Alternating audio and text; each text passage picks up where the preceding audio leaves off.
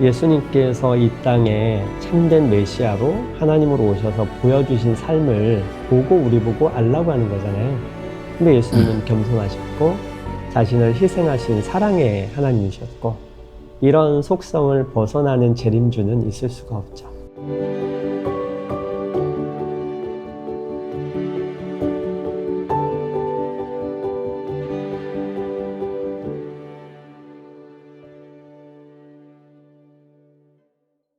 안녕하세요. 이길주 목사입니다.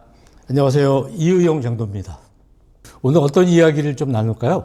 오늘은 최근에 있었던 종말론과 관련된 이슈를 한번 다뤄보면 좋을 것 같습니다. 종말론. 예, 굉장히 끝이라는 얘기인데 심각할 것 같은데 그러나 좀 재밌게 잘 풀어주셨으면 좋겠습니다. 네, 사람들이 관심도 많은 주제이니까 한번 다뤄보면 좋을 것 같습니다. 근데 이게 지금 우리나라에서도 있지만은 국제적으로 전 세계적으로 지금 종말론에 대한 여러 이야기들이 돌고 있죠. 또 여러 가지 현상들도 일어나고 있고 어떤 게 있나요? 사실 우리 기억하실 거예요. Y2K. 예.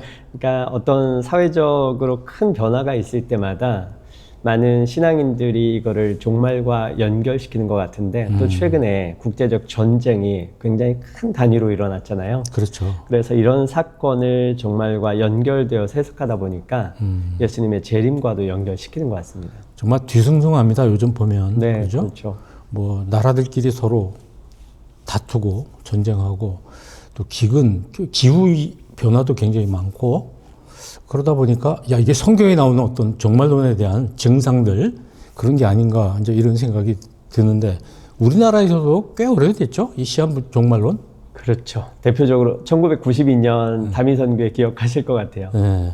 그 집단적으로 예수님 그때 재림하신다라고 그래서 단체로 사회적 물의를 일으킨 사건이 있었죠. 아 이게 뭐 남의 일이 아닌 게 저도 대학 그 친구 중에 네. 같이 졸업한 다음에 한 15년 동안 연락이 없다가 15년 후에 나타난 친구가 있어요. 엄청난 시간이었네요. 예. 그 어디 그 집회 장소, 네. 집단, 종말론을 그 숭배하는 그 사람들 틈에 껴서 어느 그 집단에 들어가서 15년을 보냈어요. 와, 그러면 그 격리된 기간이 굉장히 클 텐데요. 그죠. 이제 그로 인해서 굉장히 많은 폐해도 있죠. 개인적으로나. 특히 개인적으로 이 친구는 뭐 돈도 못 벌었고 결혼도 못 했고 어쨌든 나와서 갈 데가 없는 거예요. 준비가 하나도 안 됐겠네요. 15년의 시간 동안. 자기 친척 집에 가서 누님 집에 가서 같이 살아가는 그 모습을 봤는데 이게 남의 일이 아니다 이런 생각이 들거든요. 맞습니다. 목사님 이게 왜 이런 현상이 일어나나요? 아까도 잠깐 말씀하셨지만. 네, 그러니까 이제 지금 사실 작년 9월 23일이 예수님 재림하신다라고 날짜를 알 픽스해서 그때 많은 사람들이 고대하고 소망을 했더라고요. 아, 구체적인 예를 좀 들어주시네요. 네네. 왜냐면, 그러니까, 지금 이 날짜를 픽스해야 사실은 힘이 있죠. 그래야 그렇죠. 종말이 확실하니까. 근데 이게 예전부터 사실 이런 시도는 굉장히 많았거든요. 근데 그 이유가 사실은 성경과 연관된 거예요. 그러니까 어찌 보면 성경에 기반하고 있기 때문에 사람들이 현혹되고 힘이 있는 것 같아요. 그렇죠. 성경에 나와 있다는데. 네, 종말이 이때인 근거가 성경에 있다. 근데 이제 그 근거를 드는 걸 예로 들어 생각을 해보면 우리 이스라엘에 7대 절기가 있습니다. 그렇죠. 그러면 6월절부터 해서 무교절, 그 다음에 초실절, 오순절 요 4가지 절기는 이미 예수님이 십자가에 죽으시고 부활할 때까지 다 이루어졌다고 봐요. 네. 왜냐하면 예수님이 십자가에서 돌아가신 게 6월절이고 그렇죠. 예수님이 부활하신 게 그리고 성령 강림하신 사건이 이제 오순절까지 이어지거든요. 그렇죠. 그러면 이제 나머지 남은 세 절기가 재림과 연관된 거다. 네. 근데 그 승천하신 이후에 성령 그렇죠. 강림절 이후의 세계를 지금 우리가 살고 있는 거죠? 맞습니다. 그래서 그 데살로니가서에서도 보면 이제 사도 바울이 예수님 재림하실 때 어떤 일이 일어난가? 천사장의 나팔소리. 그래서 7월 1일에 해당하는 나팔절이 예수님이 재림하시는 절기일 거다. 나팔. 네. 그러니까 나팔절에 해당하는 그 날짜가요. 유대력으로 계산해 보면 작년에 우리 나팔절이 9월 23, 24 그 어간이었거든요. 예, 그러니까 유대력하고 우리가 그레고리력, 쓰고 있는 네. 그레고리 력하고는 다르죠. 그럼요. 그러니까 이제 유대력의 시작은 이스라엘 백성들이 출애굽할 때부터 1월 1일이 시작됐거든요. 네. 근데 이제 그때로부터 쭉 해오면 지금 이제 절기도 여기에 맞춰서 계산하는 거예요. 이스라엘 사람들도 거기에 맞춰서 성경의 절기가 다 쓰여져 있다라고 생각을 하니까요. 근데 우리가 지금 쓰고 있는 달력은 유대력이 아니죠. 그레고리력인데 요거는 사실 오늘 우리가 서력이라고 하는 서기라고 하는 요거를 기준으로 한 건 주 6세기에 만들어진 거거든요. 그렇죠. 예신 이후에. 네. 근데 어쨌든 상관없이 요 날짜를 거기에 맞춰서 이제 9월 23일이라고 했는데 안 오셨잖아요. 그러니까 10월로 바꿨어요. 그리고 나서 또 12월로 바꾸고 네. 그러고 나서 무슨 말을 하는가 보니까 그때 유대력으로 계산하신 게 아니라 오늘날 우리 현대인을 위해서 그레고리력으로 계산한 날짜에 맞춰야 된다. 그걸 해석을 잘못했다 이런 뜻인가요? 네, 그래서 이제 그레고리력 기준으로 해서 또 맞춘 거예요. 근데 안 맞았잖아요. 지금도 안 오셨잖아요. 이게 정말 폐해가 크죠. 네. 역사적으로 계속 반복되기도 하고. 그래서 뭐 이렇게 사람들이 모여서 그날을 기다리고 그죠? 뭔가 일어날 줄 알았는데 또 아니고 연기가 되고 계속. 맞습니다. 근데 이게 지금도 날짜가 틀렸으면 끝나야 되고 멈춰야 되고 사실 실망하니까 가짜다 해야 되는데 그게 계속 이어지고 있습니다. 계속 또 이거는 또 다른 의미에서 이게 있다. 근데 거기에 모여 있는 사람들이 정말 다수가 그런 걸 추앙하고 있더라고요. 근데 이제 우리 생각에는 사람이 많이 배우지 못하고 그러면 그런데 휩쓸릴 수 있다 이렇게 생각을 하거든요. 근데 그런 거를 주도하고 있는 사람들 또 그 안에 같이 추종하고 있는 사람들 보면 상당한 지식인들도 있고 네, 심지어는 맞습니다. 신학자들도 있지 않나요? 맞습니다. 그러니까 또 그런 사람들 같이 하니까 저 사람 말이라면 믿을 수 있어. 그래서 따라하는 경향도 없지 않아 있는 것 같고 왜 그럴까요? 그러니까 저도 그 주장하는 사람들 연계되어 있는 사람 변호사가 있는 것도 봤는데 참 논리적이라고 하면 가장 탁월하신 분들인데 성경에서 말하는 부분과 분명히 다르다라고 하는 걸 이해할 수도 있는데 그걸 왜 그렇게 추앙하고 거기에 같이 있지? 라고 하는 걸 생각하니까 지식을 넘어선 영역이 생기더라고요. 지식을 넘어선 영역. 네. 그런 것 때문에 오히려 더 미혹되고 더 오히려 힘이 있고 그런 사람들로 인해서 그런 게 아닌가. 뭐 연예인들, 교수들, 뭐 여러 신학자들 사실은 그들이 또 많은 영향력을 끼치니까 사회에 이렇게 종말론의 영향력이 있는 거잖아요. 그러니까 그 넘어선 영역에 뭐가 있을까? 그래 성경에서도 미혹됨, 분별 이 주제가 강한 게 이제 그런 이유가 아닌가라는 생각이 듭니다. 그런데 그걸 어떻게 분별하겠습니까? 우리가 뭐를 근거로 이렇게 분별을 해야 되는지 상당히 어려운 문제죠. 저는 그리스도인들이기 때문에 기준은 성경이잖아요. 하나님 말씀이고 성경 하나님의 말씀을 기준으로 해서 우리가 신앙생활하고 있고 우리 인생의 삶을 기준으로 삼고 있는데 그러면 성경에서 말하는 걸 조금 더 자세히 명확하게 이해하고 넘어가야 되지 않을까. 가장 기준점은요. 사도 바울도 얘기했지만 말씀 밖으로 넘어가지 말라라고 하는 말씀 바깥으로 넘어가지 마라. 맞습니다. 근데 이제 그 요소는 흥미가 있잖아요. 네. 근데 성경에서 그런 말씀 안에 있는 명확한 내용은 뭐냐? 예수님 말씀에 정답이 있죠. 예수님 말씀하시기를 그날과 그때는 아무도 모른다. 그 정답에서 벗어날 이유가 없습니다. 예. 아무도 모른다. 근데 이제 요한계시록 같은 데를 보면 뭐라 그럴까 짐작할 수 있다고 할까? 그런 것들이 좀 나와 있잖아요. 오히려 그 날과 때를 추정할 수 있는 건 다니엘서가 더 가까운 부분입니다. 네. 왜냐하면 다니엘은 환상 가운데 이후에 일어날 헬라 제국, 로마 제국의 역사까지도 다 묘사를 해놨기 때문에 사람들이 그걸 보면 그걸 역추산해가지고 또 미래를 계산해서 할 수 있다라고 생각을 하는데 요한계시록도 사실은 그 연장선에서 미래에 일어날 일이라고 하니까 그렇게만 해석을 하거든요. 그런데 주의해야 될 거 하나는 사실 우리가 사는 지금 시대는요. 이미 종말이 시작된 시대를 살고 있습니다. 네, 종말. 그런데 목사님, 종말이 시간의 끝인가요?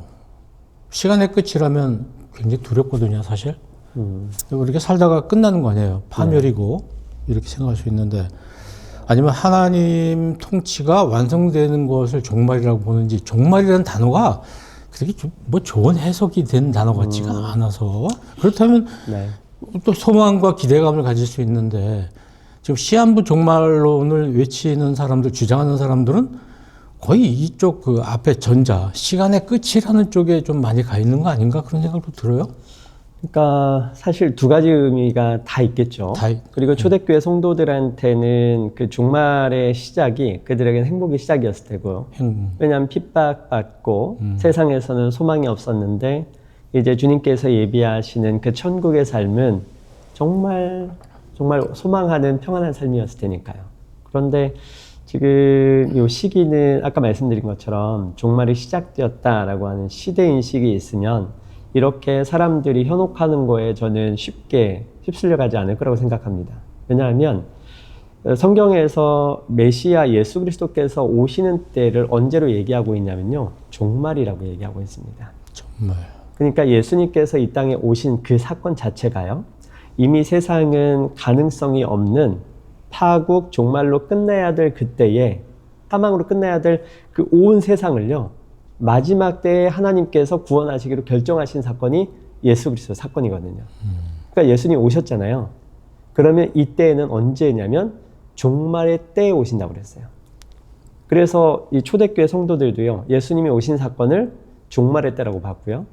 그래서 초대교회 신도들의 신앙생활이 공동체 생활을 이뤘잖아요. 그리고 이제 곧 종말이 오니까 이제 그런 메시지가 엄청 많았잖아요. 그 이유가 바로 종말이 시작됐기 때문에 끝나는 것도 바로라고 생각을 했거든요. 그런데 여기서 이제 헷갈리는 시간은 종말이 시작된 건 맞고, 지금도 우리는 종말의 때를 살고 있지만 아직 종말이 끝난 거는 아니라는 거죠. 그러니까 이 종말론은 예수님 시대부터 계속 있었어요. 그렇죠? 이미 구약 시대 때부터요. 구약 시대부터. 왜냐하면 그렇죠. 구약 시대 성도들도 메시아를 소망했죠. 현실의 어려운 삶 가운데서. 그래서 메시아는 그냥 문자적으로만 하면 기름 부음 받은 자라는 뜻인데, 이 세상의 어려움에서 구원해 줄 하나님이 보내시는, 그러니까 그 메시아를 기다리는 게 이제 종말의 때를 소망하는 거죠. 그러나 이제 그게 계속 지금까지 이어져 온 거고, 그러나 하나님이 한 시점을 정해서는 종말의 선언을 시작을 하셨고, 카운트다운이 시작이 됐는데 멈추는 걸 하나님이 손잡고 이 셔터 내릴 시간을 하나님이 손 막으시는 사건으로 우리가 이해를 하고 있는 겁니다. 그거는 하나님의 긍휼과 연결돼요. 우리 일반 교인들은 그냥 내 시간의 끝이 종말이다 이렇게 생각할 텐데, 계시록에 보면 그 천년왕국이라는 단어가 나오지 않습니까? 네. 그게 이걸 좀 이해하는 데 좀 도움이 될 것 같은데, 한번 좀 정리해 주시면 어떨까요? 사실 그 이제 종말론을 조금 이제 잘못 이해하거나 너무 비유적으로 연결시켜서 절기와 이해하시는 분들은, 이제 나팔절에 예수님이 재림하시고 대속죄일에 구원받는, 회개하고 구원받는 사건이 일어나고, 이 초막절 있죠? 이제 그 거주하는 요 시기를 천년왕국 시간으로 연결시켜서 해석을 합니다. 그러니까 그런데 이 요한계시록에 나오는 사건은 단순히 우리가 세상 말세 때에 일어날 일로만 해석하면 이상한 해석이 되거든요. 그래서 주님께서 약속하신 그 아름다운 그리스도인에게 있는 소망의 시간으로 이해하는 건 총체적으로 좋고요.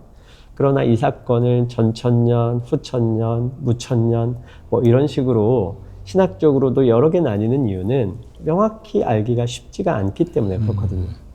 그래서 이 천년의 시간을 상징적으로 해석할지 실제적인 천년으로 해석할지도 여러 논의가 있는 상태고, 그래서 이런 거에 몰두하기보다는 분명히 예수님께서 종말을 선언하시고 약속하셨고, 이 세상에서의 삶을 더 소중하게 또 말씀을 하셨기 때문에 그런 부분을 조금 분별하면서 사는 게 좋지 않을까 싶습니다. 네. 우리 신자들 입장에서는 종말을 늘 준비하면서 살아야 되잖아요. 그렇죠. 방금 뭐 말씀을 해주셨지만, 우리 어떻게 종말을 준비해야 되죠? 일반인 이 세상에서 지금 일상생활을 하고 있는데, 가정도 이루고 직업생활도 하고 있고, 네. 이렇게 결혼도 하고 자녀들하고 같이 살고 그런 가운데서 종말을 어떻게 준비해야 되느냐. 우리가 정말로 종말을 준비하는 비결이랄까? 비결이라기보다는 하여튼 네. 바른 자세는 뭔가 이런 궁금함이 있어요. 그것도 사실은 성경에 이미 나와 있는 부분입니다. 아, 왜냐하면 초대교회 교인들도 우리와 지금 똑같은 과정을 거쳤거든요. 예수님 승천하신 이후에 재림의 때를 예측하는 사람들이 그 당시에도 있었고요. 그래서 지금이 그때다. 지금 이 사람이 예수님 재림주다. 라고 하는 시도도 있었기 때문에 근데 이제 그런 비슷한 예가 데살로니가서에 나타나 있습니다. 데살로니가 교인들이 재림에 대한 소망 때문에 모든 일을 다 팽개치고 정말 종말 신앙으로 열심히 살았습니다. 근데 거기에 대해서 사도 바울이 명확하게 선언한 게 있죠. 한마디로 하면요. 일하기 싫으면 먹지도 말라. 이 말이 거기서. 그러니까 뭐냐면 종말이 이르렀다고 쉬 동요할 필요 없고 왜냐하면 내가 종말을 향해서 지금 모여서 뭔가를 해야만 예수님께서 받아주시는 게 아니고 우리의 삶 속에서 예수 믿는 신앙으로 정말 그리스도인으로 하나님 나라를 이루며 사는 게 사실 하나님이 원하시는 삶이기 때문에 그래서 직장도 그만두고 학교도 그만두고 산으로 갔는데 그러지 말고 너 현장의 삶에서 그냥 그리스도인의 제자로 살아가. 일하면서 일상을 살아가. 동요하지 말고. 다만 중요한 건 믿음의 인내. 왜냐하면 사실 초대교회 교인들은 종말 신앙이 투철했거든요. 그래서 신앙심도 두터웠고. 근데 종말이 없다라고 생각하면 예수님이 언제 오실지 모른다라고 생각하면 거기에 대비하는 것도 좀 없어질 거 아니겠습니까? 만약에 내일 종말이 있는데 지금 희희낙낙할 사람이 많지는 않을 것 같아요. 종말이 가깝고 확실하면 성도들의 삶이 달라지잖아요. 근데 우리 보통 생각하기는 결혼하고 자식 낳고 천년만대 내 죽을 날까지 다 계산하잖아요. 근데 예수님이 내일 언제 오실지 이 신앙을 산다면요. 오히려 현실에서 그런 거를 나를 위한 삶보다 주님이 기뻐하시는 삶이 뭐지에 초점을 둬서 살아갈 것 같거든요. 지금이 굉장히 중요하네요. 맞습니다. 그죠? 주어진 상황에 충실한 것. 그래서 그 삶의 주인이 주님이신 것을 늘 인식하면서 살아가는 것. 뭐 그런 거. 예.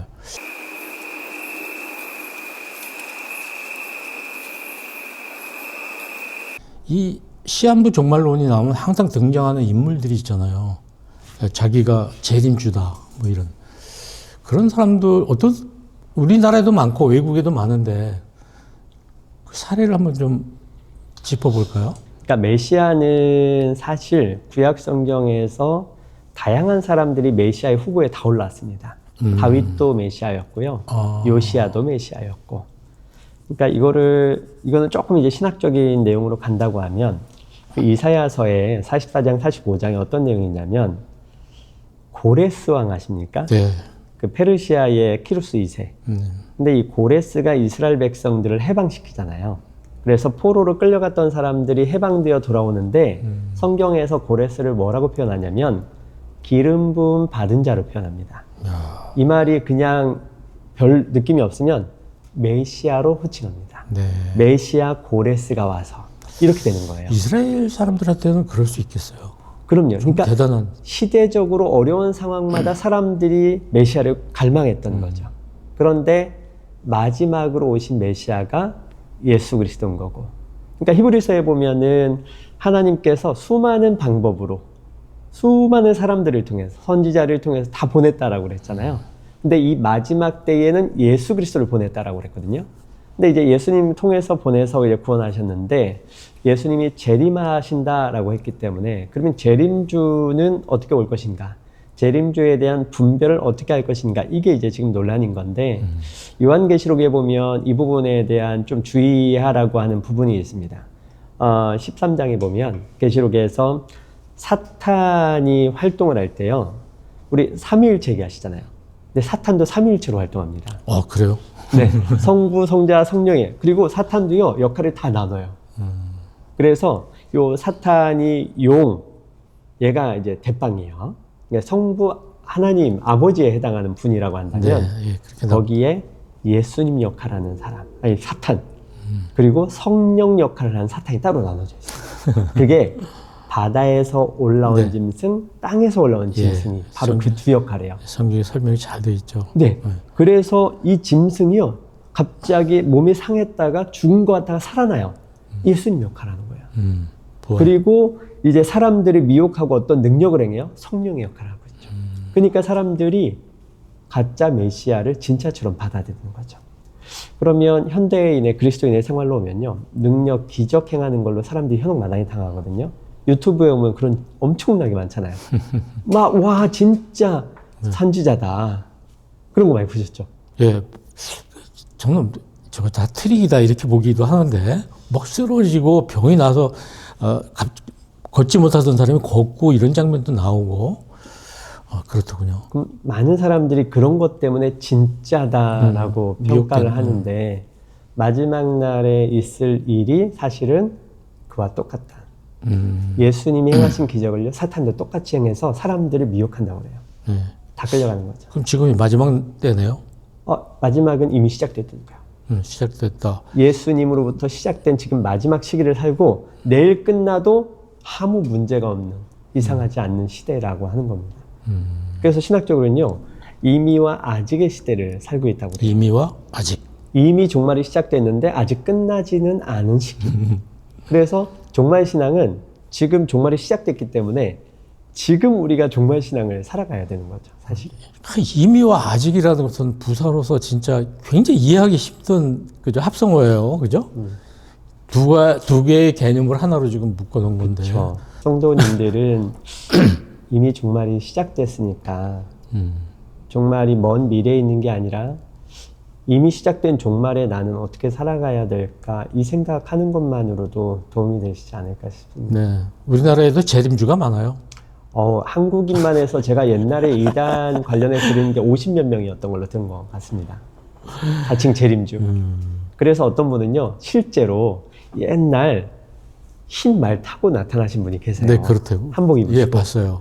표면적으로 예수 그리스도를 모방하려고 하니까 그런 식으로 하시는 것 같아요. 네.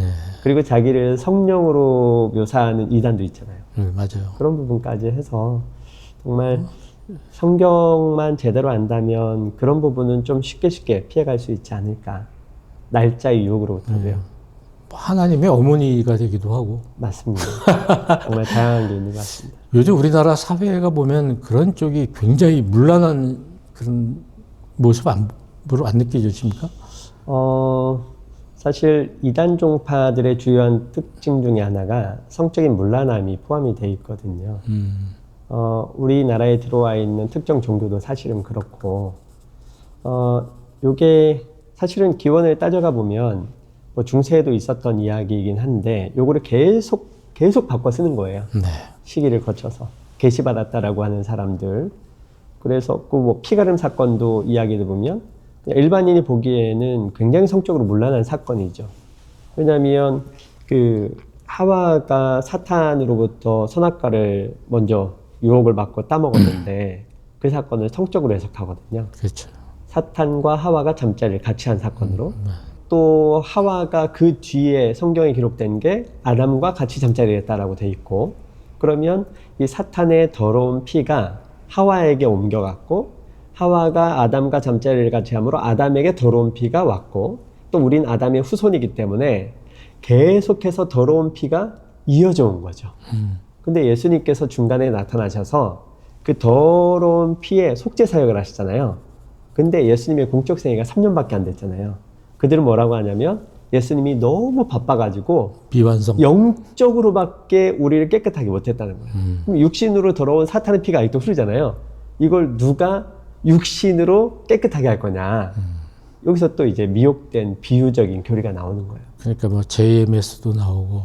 그래서 그 이제 잠자리를 교주와 같이 하는 자칭 자기가 이제 그 역할을 할 메시아처럼, 그러면 이제 더러운 피가 깨끗한 피로 되고, 이 사람은 자기네 남편이랑 또 잠자리를 같이 함으로 또 깨끗하게 되고, 이런 건데 성적으로 굉장히 문란한데 맞잖아요. 더러운 피는 가서 이제 수혈을 해야 되는데 병원 가서. 네.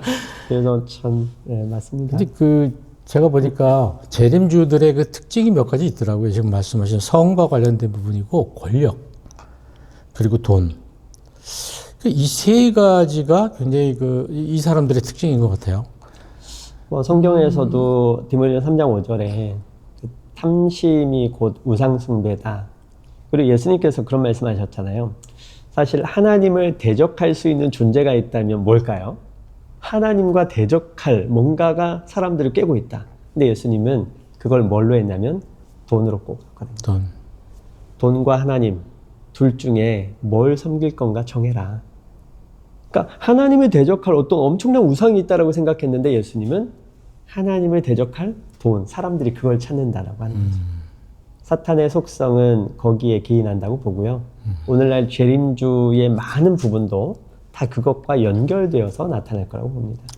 뭐 어떤 종교 지도자 이건 간에 성과 관련된 것, 권력과 또 돈과 이런 것이 특징적으로 나타나는 그런 경우는 거의 가짜라고 봐야 되겠죠. 맞습니다. 왜냐하면 예수님께서 이 땅에 참된 메시아로 하나님으로 오셔서 보여주신 삶을 보고 우리 보고 알라고 하는 거잖아요.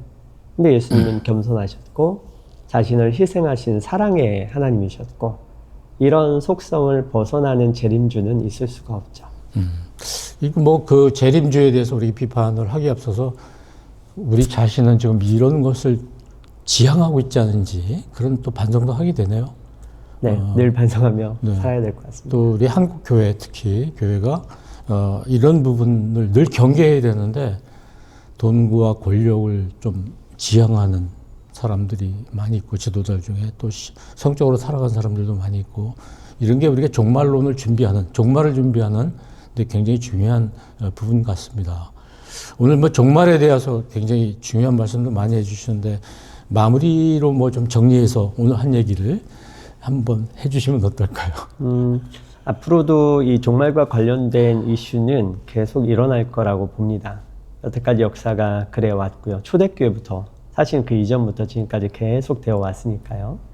그런데 종말이 왔을 때 두려움 때문에 뭔가를 찾으려고 노력하거나 이제 그러는 것이 우리에게 필요한 게 아니라 오히려 내가 하나님과 바른 관계에 있는지 주님께서 이 땅에 사는 우리에게 주신 사명을 제대로 실천하는 제자로서 살고 있는지 그 부분을 점검하면서 바른 신앙 안에 있는 게 정말 신앙을 대비하는 가장 중요한 신앙이 아닐까 싶습니다. 네, 오늘 말씀을 통해서 굉장히 많은 걸 깨닫게 됐고 앞으로 어떻게 살아가야 될지에 대한 방향이 좀 이렇게 잡히는 것 같습니다.